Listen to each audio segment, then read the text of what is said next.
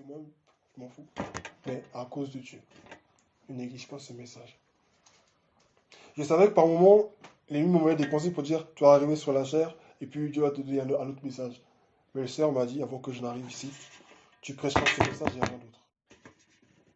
C'est le message que tu as préparé hier soir là. C'est ça que tu vas prêcher et rien d'autre. Tu ne prêcheras aucun autre message. Pendant qu'on chantait, il y a des pensées qui me disaient, ah tu vois là, tu as prêché sur l'amour de Dieu.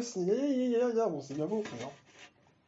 Dieu te demande ce matin, es-tu prêt à me servir? Es-tu prêt à me servir? Apparemment, Moïse, ici, et on le voit dans les versets suivants, Moïse dit qu'il est bègue, qu'il bégait, qu'il ne sait pas bien parler, que c'est compliqué pour lui. Dans le chapitre suivant, qu'est-ce qu'on voit? Dieu nous rappelle encore qu'il a mis devant, à côté de Moïse Aaron. À qui Moïse, il dit à Aaron ce que Aaron doit dire. Et Aaron répète. Vous savez, dans le mystère, on a des assistants que Dieu met à nos côtés, en fait. Et c'est pas pour rien. Amen. Amen. Dans la vie même chrétienne, même en général, il y a des gens que Dieu met à nos côtés. Ce n'est jamais un hasard. Alors là, Aaron a été certainement donné à Moïse parce que Moïse s'est montré faible face à l'appel que Dieu lui avait donné. Mais Dieu n'a pas dit, je vais choisir Aaron à ta place. C'est toi qui choisis, mais Aaron sera à côté de toi pour t'accompagner. Il y a des gens dans nos vies, ce sont des Aaron. Il y a des gens, comme nous, ce sont des Moïse. Amen. Mais ce n'est pas la leçon du message. Es-tu prêt à faire ce que Dieu te demande? Es-tu prêt à ouvrir la porte au Saint-Esprit? N'ayons pas peur quand on pose ce genre de questions, parce que souvent, l'ennemi, et ça j'ai beaucoup remarqué par rapport à l'appel de Dieu, l'ennemi aime beaucoup susciter de nos cœurs la peur, l'intimidation. Ah mais qu'est-ce que Dieu va me demander de faire? Oh là là, qu'est-ce que Dieu va me demander de faire? Il va m'envoyer où? Mais où est-ce qu'il va m'envoyer? Mais qu'est-ce qu'il va me faire faire, Dieu? Oh là là! Il va m'envoyer dans des bâtiments, il va m'envoyer dans un pays en guerre, il va m'envoyer dans des trucs.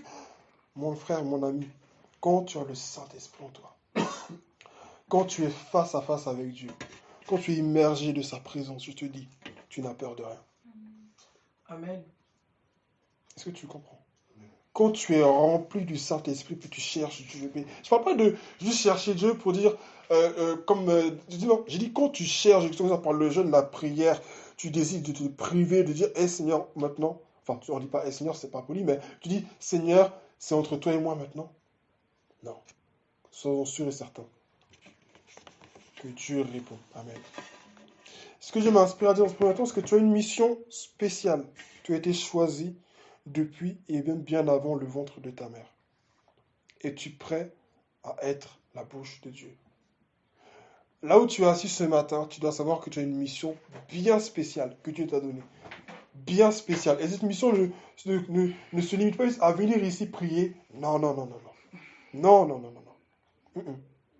C'est une mission qui va bien au-delà.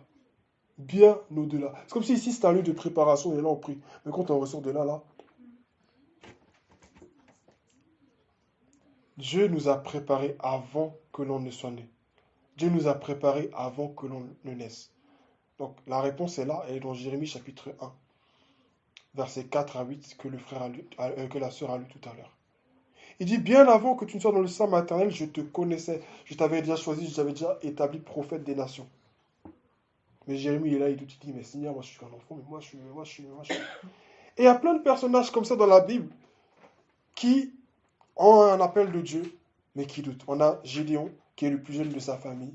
Il dit, mais Seigneur, mais je suis le plus jeune de ma famille, mon clan est le plus faible de Manassé. Avec quoi délivrerai-je ton peuple? Avec quoi? Comment je vais faire? Comment je vais faire? Et peut-être que ce matin, tu vois tous les défis qui sont devant toi, nous voyons les défis qui sont devant nous, et nous nous disons, mais avec quoi? Comment ce sera possible? Comment c'est possible? J'ai déjà tout essayé, j'ai déjà fait tellement de choses, Seigneur, comment est-ce que c'est possible? C'est impossible. Mais est-ce que tu sais qui est celui qui t'a appelé? Est-ce que tu sais qui est celui qui te parle, qui te dit, je t'ai appelé? Il dit, je prends de l'Orient, au cas de très loin, un oiseau de proie. Je fais des choses extraordinaires. Amen. Au son de la voix de Dieu, les eaux ont apparu, la mer est apparue, les étoiles se sont placées dans le ciel. Il a formé les nuages, il a donné une forme aux arbres, aux feuilles, au vent, à tout ce qui nous entoure. Un tel Dieu, non, ça fait peur au bout d'un moment. Dans le sens de, oh, qu'est-ce qu'il ne veut pas faire d'autre? Qu'est-ce qu'il ne veut pas faire d'autre? Ce matin, je vais t'encourager à ne pas être intimidé. Parce qu'il y a une chose que j'ai remarqué, quand Dieu nous appelle à faire des trucs, la première des choses qui nous arrive, c'est l'intimidation. Nos yeux sont constamment focalisés à la réalité que nous vivons. Et le diable, il aime ça. C'est-à-dire, le diable, il est là, il te ramène toujours à la réalité que tu vis. Regarde tes parents, regarde ta soeur. Tu crois vraiment que ta soeur, elle va. Genre, ta soeur, non, ta soeur quand même. Non, ta soeur peut pas, c'est pas possible. Ton père ou ta mère ou ton frère, mais non, mais il changera jamais, c'est pas possible. Non, ta pote là, ta pote de l'école, elle qui est au travail, mais elle critique tout le monde. Attends, elle changera jamais, c'est pas possible cette fille-là. Non, c'est mort. Et le diable aime ça, parce qu'il sait que quand tu es concentré sur la réalité péché de ce monde, tu ne pourras jamais servir Dieu en étant concentré sur le monde. Si tu regardes à tout ça, mais dans ce cas, nous, on fait quoi ici alors? À quoi ça sert d'être prié? À quoi ça sert de venir prier? Parce qu'au final, le Dieu qu'on prie en réalité n'existe même pas. Parce que c'est ce que ça revient à dire au final. C'est ce que ça revient à dire. Si au final le Dieu compris qu'on adore n'est pas capable de faire ces choses, en réalité, il vaut mieux être comme les autres païens et dire qu'il n'existe pas. En gros, il vaut mieux n'avoir jamais connu Jésus en fait. Mais à partir du moment où on a commencé à marcher avec lui, on a dit Seigneur, non, je te donne ma vie. En fait, soyons malléables entre les mains de Dieu. Amen. Vous voyez, pour les plus jeunes d'entre nous, des fois quand on joue à la console, des fois on a les joysticks entre nos mains quand on joue. On les manipule dans tous les sens. On tape partout quand on en a besoin. Quand on est en Christ, on est comme une manette. C'est lui qui appuie sur les boutons qu'il veut. Et il nous guide comme il veut. Pour encore une autre image, c'est comme vous avez l'image du potier avec le pot qui fait tourner sur le truc. Et le potier, c'est l'image de Dieu. Et le vase, c'est nous. Dieu nous modèle. Parfois, ça fait mal. Parfois, c'est dur. Parfois, c'est compliqué. Mais je vous dis, quand tu cherches un minimum, je vous dis pas ça parce que moi, je suis arrivé. Moi aussi, j'ai beaucoup de choses que je dois changer dans ma vie. Même si dans un temps, j'ai fait une liste de. Dernièrement, dans un temps de prière, j'ai fait une liste de tous mes défauts. J'ai fait une liste de tous les vices dans ma vie. J'ai fait une liste de tout. Et croyez-moi, moi-même, des fois, je savais même pas qu'il y avait autant de choses. Et ça ne se manifeste pas tout le temps, mais à certaines occasions, à certaines opportunités, ouais, il y a telle pensée qui vient. À tel moment, il y a ce sentiment qui est réveillé. Et j'ai vu, il y a beaucoup de choses quand même à changer, quand même, encore en vrai. J'ai vu qu'il y a au moins une trentaine de choses encore à changer, Seigneur, chez moi. Je dis, oh Seigneur, comment je vais faire pour changer tout ça? Mais c'est pas ton rôle. Je dis à quelqu'un ce matin, c'est pas ton rôle de chercher à changer des choses. C'est le rôle du Saint-Esprit. Donc quand toi tu viens prier, que tu dis Seigneur, comme ce matin là, tu vas dire Seigneur, viens faire quelque chose dans ma vie. Seigneur, je crois que tu es capable. Moïse disait, moi je ne sais pas parler. Et Jérémie dit aussi, je ne sais pas parler. Gédéon dit aussi, je suis faible. Et bien d'autres. Mais à chaque fois, on voit, quand Dieu il entre dans l'affaire, quand ces personnes-là font confiance à Dieu, tout d'un coup, c'est différent. Tout d'un coup, quelque chose de surnaturel qui se produit. C'est pas, je ne vais pas bizarre, mais c'est pas spécial quand même. Qui étaient ces hommes-là? Ils étaient comme nous. Mais ils avaient le même Dieu que nous. Amen. Mais c'était le même Dieu. Le Dieu qui a envoyé la colonne de feu la nuit pour diriger le peuple d'Israël la nuit dans le désert. Et la colonne de nuée pour les diriger quand il faisait jour. C'est le même Dieu que nous avons. C'est pas un Dieu différent. Il n'est pas plus Dieu pour eux que pour nous. C'est exactement le même Dieu. Parce que souvent on lit la Bible, on dirait que c'est un conte. On dirait que c'est un conte de fées. Oh, il y a eu des anges.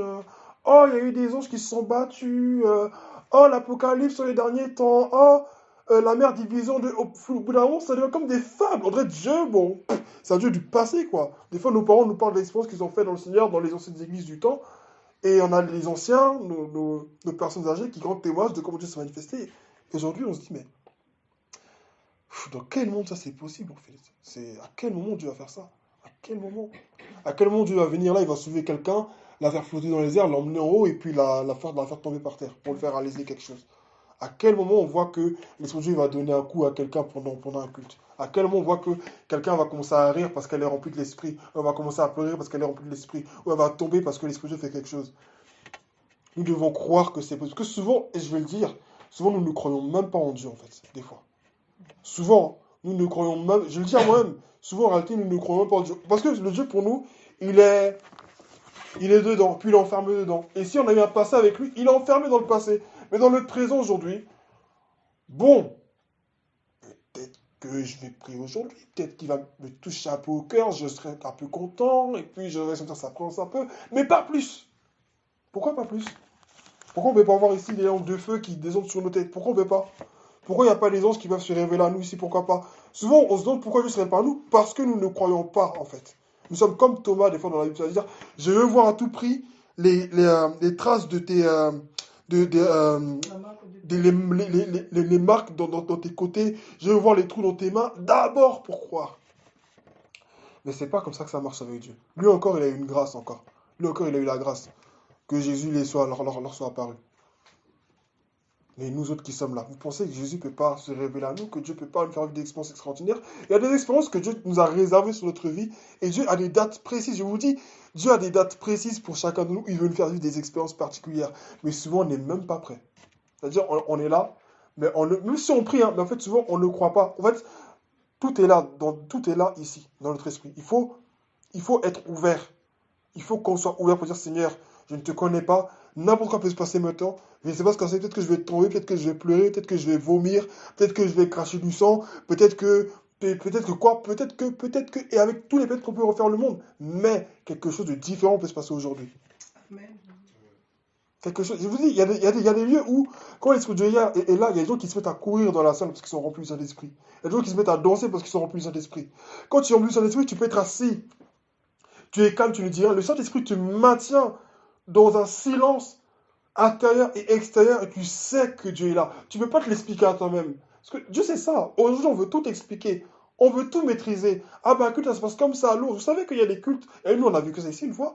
Pour notre cellule, on n'a fait qu'adorer Dieu. Il n'y avait pas de message, il n'y avait rien. Tellement le Saint-Esprit de Dieu était là, on n'a fait que chanter du début à la fin. Du début à la fin, il n'y a plus de témoignage, il n'y avait rien. Il n'y a que la louange et l'adoration du début à la fin. Et Dieu était là. Il y a eu des moments ici où on a adoré Dieu dans les anciens temps, où on a adoré Dieu ici. Parfois, la présence de Dieu, c'est comme si la présence de Dieu, comme si elle sortait du sol. Comme si la présence de Dieu, tu la sens, cette atmosphère-là qui est là. Amen. Et Dieu veut le faire encore. Et Dieu ne peut pas le faire que dans cette maison. Dieu peut le faire quand tu vas en visite à ta maman, quand tu es chez toi à la maison. Il n'y a pas de sorcier plus grand que Dieu. Mais souvent, nous élevons le monde au-dessus de Dieu. Alors Dieu ne va pas faire d'efforts non plus. Vous voyez tout à l'heure, et je pense que c'est Dieu qui a conduit le culte comme ça. Chacun a rendu témoignage de comment Dieu s'est révélé à lui. Et je suis sûr que tous ceux qui ne sont pas levés, nous avons tous des témoignages de comment Dieu s'est révélé à nous. Amen. Vous voyez comment Dieu s'est révélé à vous là? Il peut se révéler à vous, mais il peut aussi vous faire vivre encore des expériences encore plus élevées avec lui. Mais est-ce que nous croyons que c'est possible? Parce qu'avant d'être la bouche de Dieu, en fait, avant d'être utilisé par Dieu, il faut dire que tu crois déjà que dans ta vie personnelle, Dieu peut se manifester. Il faut déjà croire déjà que dans ta vie personnelle, là où tu es dans ta chambre, dans ton lit, là où tu es là, Dieu veut se manifester. Moi, j'ai accepté Jésus-Christ dans mon lit, je vous l'ai déjà dit ici. Un matin, le Seigneur m'a convaincu du péché. Une conviction m'a saisi un matin. Et un matin, je me suis réveillé comme si je sais pas, je peux pas expliquer cette expérience-là. Mais comme je suis réveillé le matin, j'ai une conviction de péché. L'Esprit de Dieu me disait, Isaac, il faut que maintenant tout le monde commence à prier, qu'on commence à avoir une relation avec moi. Il ne faut pas que ce soit que ta mère qui prie tout le temps pour vous. Il faut que toi aussi, que toi aussi, que toi aussi. J'ai prié des fois aussi quand j'étais petit, parce que bon, parfois je priais. Mais cette conviction du péché-là, elle est vue de mon cœur. À partir de ce moment-là, j'ai arrêté de me chamailler avec des gens à l'école. J'ai arrêté de. Bon, je chante en classe, donc j'ai arrêté de chanter en classe, j'ai arrêté de faire beaucoup de choses. Amen. J'ai arrêté de faire beaucoup de choses que je faisais à l'école, que je faisais. J'ai arrêté de faire toutes ces choses-là. Avant, moi, je n'aimais pas me laisser faire quand on me provoquait à l'école. Tu m'insultes, je t'insulte aussi. Tu me vannes, je te vanne. C'était comme ça que c'était pour moi. Mais quand Jésus m'a touché, il y a beaucoup de choses il y a des certaines choses que je devais abandonner, que je devais arrêter, des pensées que j'avais sur moi-même, sur les autres, trop de rancœur, trop d'amertume en moi, beaucoup, énormément d'amertume en moi vis-à-vis des personnes. Mais quand Jésus m'a touché, il y a des choses que j'étais obligé d'abandonner. Tout n'a pas changé d'un coup, je vous rassure, tout n'a pas changé d'un coup.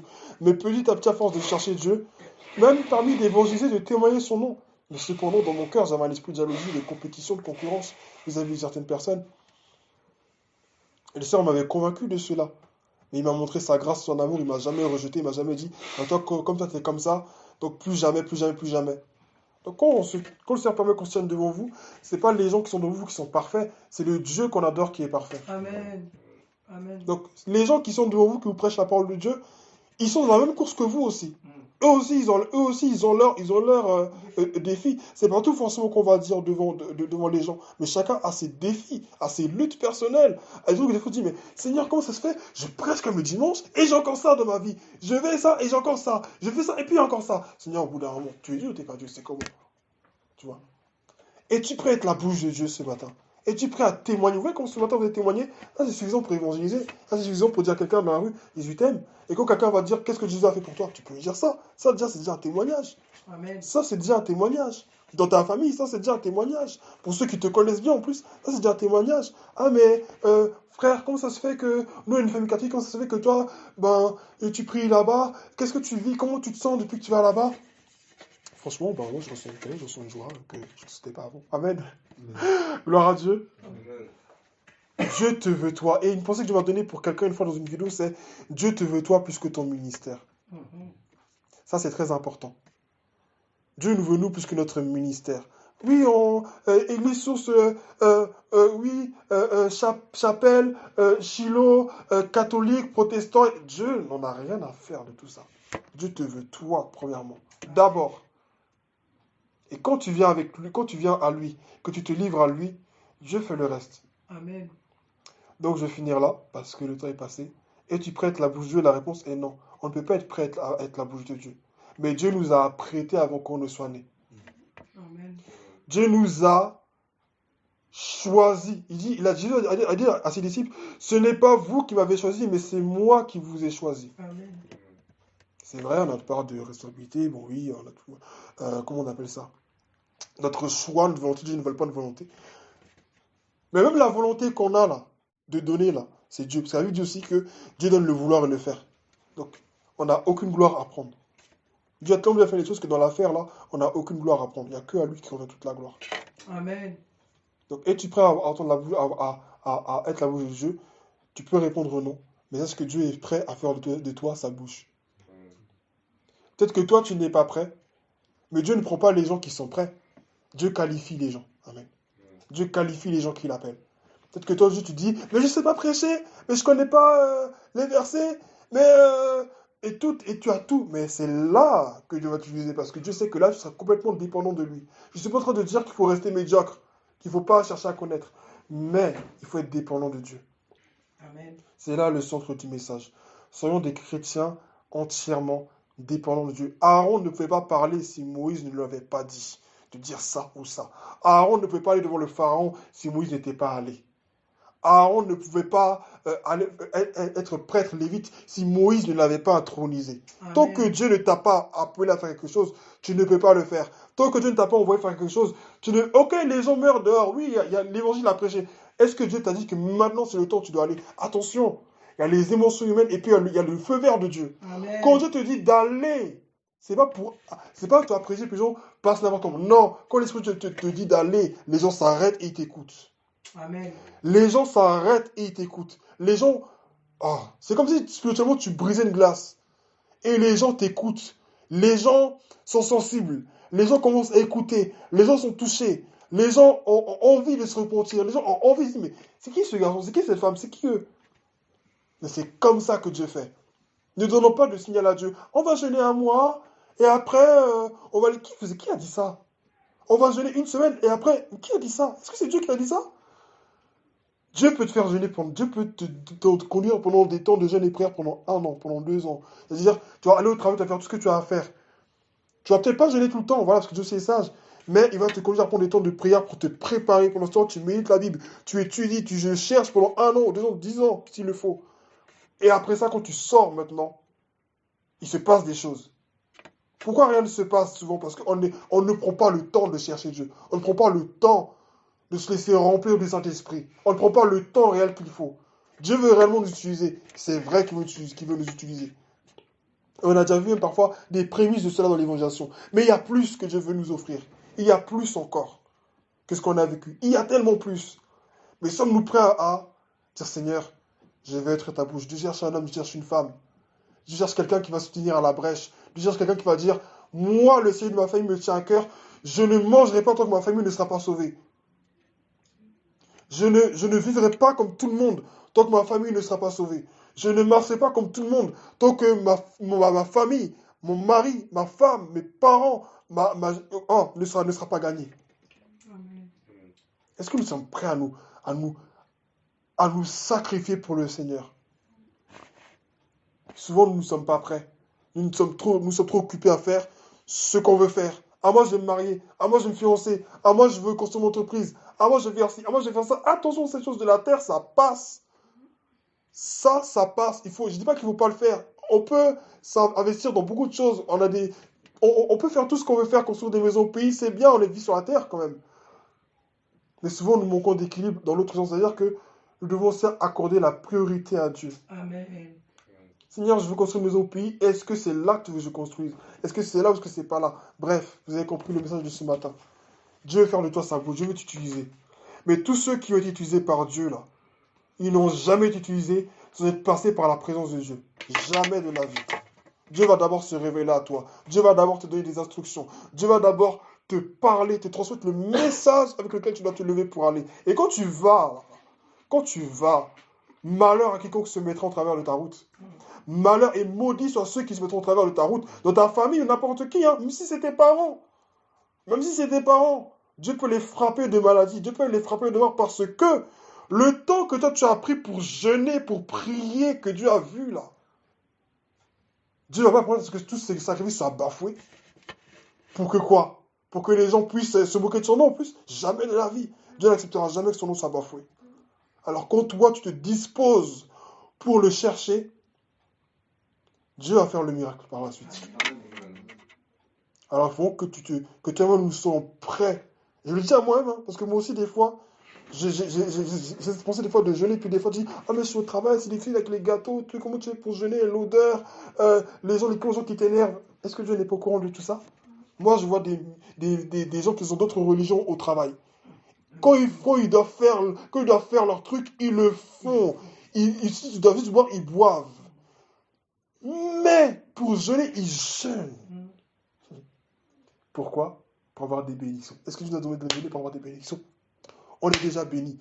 Nous-mêmes, nous sommes déjà des bénédictions. On va jeûner encore pour avoir des bénédictions? On n'en a pas besoin. Mais eux, ils jeûnent parce qu'ils veulent être agréables à Dieu, en fait. Vous pensez que des gens comme ça, Dieu n'est pas capable de se révéler à eux dans leur jeûne? Quand il voit que dans l'église, les gens dorment, Dieu va les utiliser eux. Dieu va aller vers eux. Parce qu'il voit que eux, ils savent payer le prix. Eux, ils savent payer le prix. Donc Dieu va se révéler à ces personnes-là. Selon de ceux qui payent le prix. Amen. Et quand je parle de prier, je ne parle pas juste, je voudrais préciser ça, je ne parle pas juste de temps où tu as parlé en langue pendant des heures et des heures. Quand tu viens pour écouter Dieu, tu sais que c'est Dieu qui t'a appelé à prier. Nous n'avons pas à nous précipiter à prendre la parole dans la présence de Dieu. Quand l'Esprit de Dieu te convoque dans une prière, tu n'as pas à te précipiter pour prendre la parole. Tu viens, tu dis Seigneur, me voici. Tu viens et tu te présentes. Tu mets un son, tu peux être distrait. Ou tu mets un message, tu peux être distrait. Mais tu te disposes, tu es prêt à entendre ce que Dieu a à te dire. On est trop pressé de parler la présence de Dieu. On est trop pressé de dire Seigneur, mon mari, mes enfants. Tu ne viens pas pour nous présenter tes besoins. Tu viens pour te présenter toi-même. Et quand tu te présentes toi-même, Dieu fait le reste. David dit, Dieu sait de quoi vous avez besoin avant que vous le demandiez. Dieu connaît déjà tes besoins. Dieu sait de quoi tu as besoin. Mais présente-toi toi-même tel que tu es au Seigneur. Ne lui cache rien, sois pas hypocrite. Viens au Seigneur. Même si c'est avec l'amour du péché, viens au Seigneur. Même si c'est avec l'amour du mal, viens au Seigneur. Le Seigneur va faire le reste. Dieu a tellement hâte de déployer sa puissance dans cette ville, de glorifier son nom.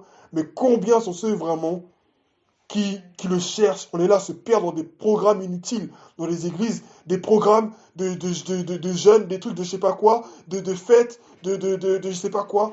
Or, Dieu attend que des gens se couchent devant lui et pleurent, gémissent, agonisent pour que la France soit sauvée. On parle du réveil de la France. Vous pensez que ça va venir comme ça? Ça va venir comme ça. Parce que juste on prie dans des salles, 5 dimanches, on bat les mains. Non, non, non. Il faut qu'il y ait des temps qui soient réservés au Saint-Esprit. Des temps où, non, on ne parle pas, Seigneur. Vraiment, là, qu'est-ce que tu vas nous dire? Ça fait longtemps on fait tout ça. Ça fait longtemps on prie. Ok, ça fait longtemps j'ai jeûné. Mais maintenant, vous savez, quand Dieu a ton attention, quand Dieu sait que tu es disposé, il ne va pas forcément te parler tout de suite parce que Dieu veut voir si ta persévérance. Dieu est en train d'étudier ton cœur.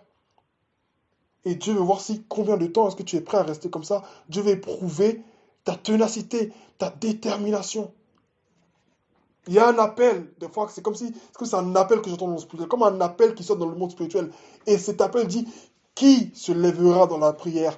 Qui se tiendra à la brèche? Qui va jeûner? Qui va prier? Qui? Et Dieu regarde cette ville. Et Dieu regarde et il ne trouve personne. Mais lui, Dieu ne trouve personne. Si Dieu avait trouvé quelqu'un, dans cette ville, on aurait entendu qu'il y a des paralytiques qui marchent. On aurait entendu qu'il y a des choses qui se passent dans cette ville. Mais si rien ne se passe, c'est que personne ne se lève réellement dans la prière. Ou du moins, ouais, qu'il n'y a personne qui se lève en fait. Dieu veut le faire. Dieu est vraiment prêt à le faire. Dieu, il est déjà spirituel. Dieu n'a pas besoin de prier pour être prêt. C'est nous qui avons besoin de faire mourir notre chair pour être sensible à cet esprit, à cette part spirituelle de Dieu. C'est nous qui avons besoin de nous rapprocher de lui. Et quand on se rapproche de lui, tu vas voir petit à petit, Dieu va commencer à te révéler des choses. Dieu va commencer à te parler. Dieu va commencer à te communiquer des choses. Dieu va commencer à te dire qu'aujourd'hui tu vas voir tel. Tu vas penser que des fois c'est des trucs peut-être anodins. Mais Dieu commence comme ça pour attirer ton attention. Il va commencer par te dire des choses. Il va commencer même par te rappeler des souvenirs même, des trucs que tu as oubliés depuis. Dieu va te rappeler ces choses-là. Dieu va te révéler des choses que les parents ont fait, que des frères ont fait, qu'une tante a fait. Dieu va te révéler des choses.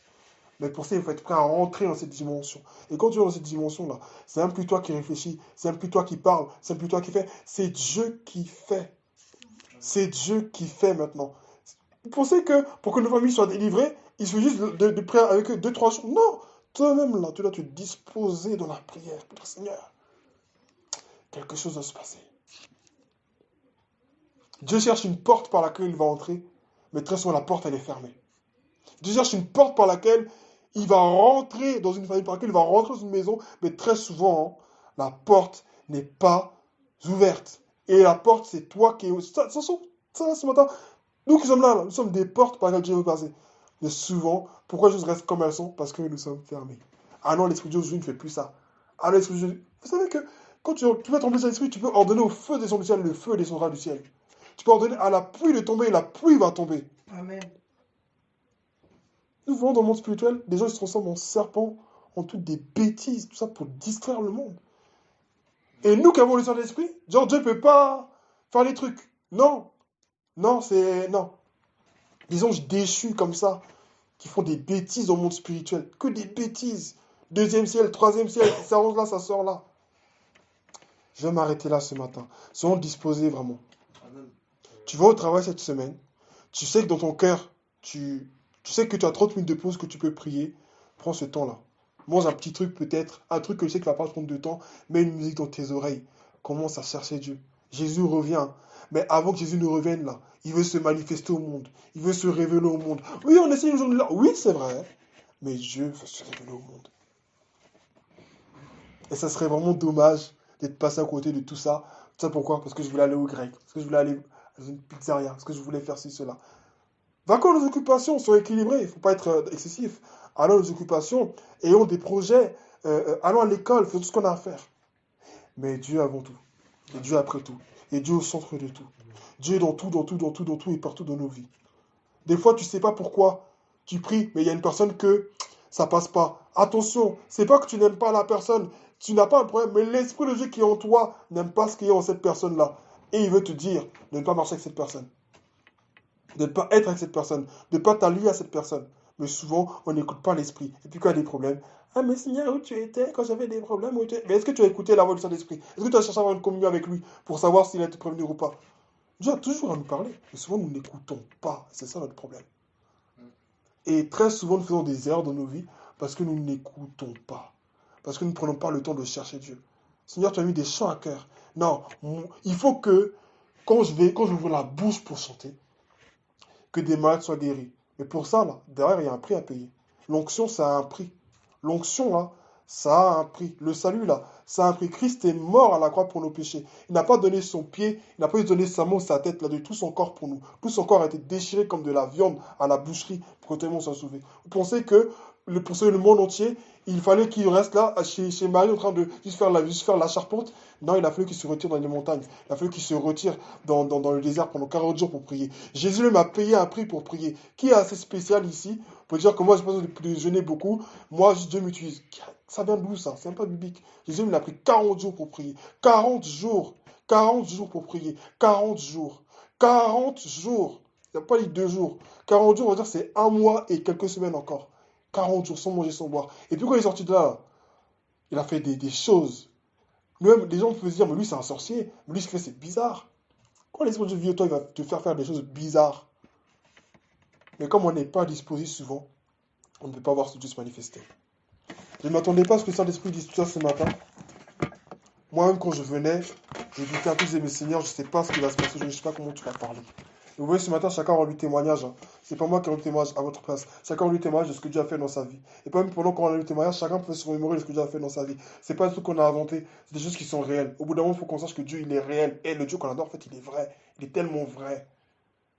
Cherchons-le simplement. Tu as un projet. Tu sais quand tu vas chercher le Saint-Esprit peut te dire, ce projet-là, je ne veux pas que tu fasses ce projet. Le Saint-Esprit, il peut annuler tous tes projets, tous tes plans. Tous tes plans que tu as prévus, il peut tout annuler. Pas parce qu'ils sont fous qu'il n'en a rien à faire de toi, mais parce qu'il a mieux pour toi. Amen. Le Saint-Esprit peut annuler tous tes projets. Tout ce que tu as prévu jusqu'à maintenant, le Saint-Esprit peut tout annuler. Amen. Et tu vas dire, mais non, mais ça, pourquoi tu me dis non à tout? Non, Dieu te dit non à tout ce que toi, tu as prévu. Et il veut que tu dises oui à ce que lui, il a prévu. Amen. Je l'ai dit tout à l'heure. Nous avons donné nos vies ne nous appartiennent plus. Ici, personne n'est maître de sa vie. Tu peux mourir en sortant d'ici. Comme tu peux mourir dans 100 ans, dans 130 ans, dans 200 ans. C'est Dieu qui tient ta vie. Amen. Il y a un prix à payer. Ce prix, c'est dans la prière. Dieu nous a dit ici, priez, jeûnez, cherchez ma face. Si nous nous humilions réellement devant le Seigneur, quand tu baisses ta tête et que tu t'humilies, tu es en train d'attirer la main de Dieu au-dessus de ta tête. Il dit, soumettez-vous à Dieu. Résistez au diable, il fuira loin de vous. La solution à Dieu vient d'où? Dans la prière, dans le jeûne. Quand tu cherches Dieu, ton cœur change, ton âme change. Tout ce qui était en toi qui n'était pas toi, ça sort. Parce que tu es en train de chercher Dieu, tu es en train de faire la place. Mais quand tu regardes la télévision, tout ce qui se passe, les infos, et qu'au final, tu ne prends pas ce temps pour chercher Dieu, tu vas dire au Dieu, Seigneur, tu n'es pas plus important. Seigneur, je n'ai pas besoin de toi. En fait, Seigneur, il y a mieux. En fait, je préfère faire ça plutôt que te chercher. Ah bon? Et alors avec ça, on pense que Dieu va se manifester dans nos familles. Nos familles ne seront... Enregistrons ça ce matin, je veux dire à chacun de nous. Nos familles ne seront jamais sauvées. Au grand jamais, si on ne paye pas le prix dans la prière. Jamais de la vie. Il y aura de changement dans nos familles, ni dans cette ville, si nous ne payons pas le prix dans la prière. Il y a un prix qui doit être payé, c'est inévitable. Oh, Jésus était à la croix, il a sauvé. Oui, mais ils ont eu son esprit. Les disciples, là, qui étaient là, ils ont prié, ils ont jeûné. Ils ont jeûné, ils ont agonisé. Ils ont serré leur ventre pour que nous autres, nous soyons là. Imaginez un peu le prix que les disciples sont payés, ceux qui venaient juste après Jésus. Imaginez-vous. Jésus leur a dit, je m'en vais, je reviens. Donc pour eux, Jésus pouvait revenir comme demain. Sauf que Jésus, de base, il apparaissait déjà aux gens, déjà de base. Jésus pouvait revenir demain. Ils se sont sacrifiés. Il y en a un dans la Bible, on dit que tellement il priait sur ses genoux, quand tu touches ses genoux, on dirait même que c'est du cuir. Tellement ses pieds étaient marqués par la prière. Disposons-nous ce matin. Vraiment, vraiment, je le dis à chacun de nous. Hein. Disposons-nous. Les gens que je viens de citer dans la Bible, ils n'avaient pas Jésus. Hein, ceux que je viens de citer là, ils n'avaient pas Jésus. L'esprit qu'ils avaient, il venait sur un moment. Après, il les quittait quand il avait fini de faire ce qu'il avait à faire. Mais nous, l'esprit qu'on a là, il est avec nous tout le temps. Amen. Donc, on est appelé à vivre des choses plus que Moïse, plus que Jérémie, plus que Élie, plus que Enoch, plus que Samuel, plus que Samson, plus que Déborah, plus que toutes ces personnes-là. Dieu veut faire des choses. La Bible, la gloire de la seconde maison sera plus grande que la première maison. Qu'est-ce que nous ne comprenons pas? Dieu veut faire de grandes choses.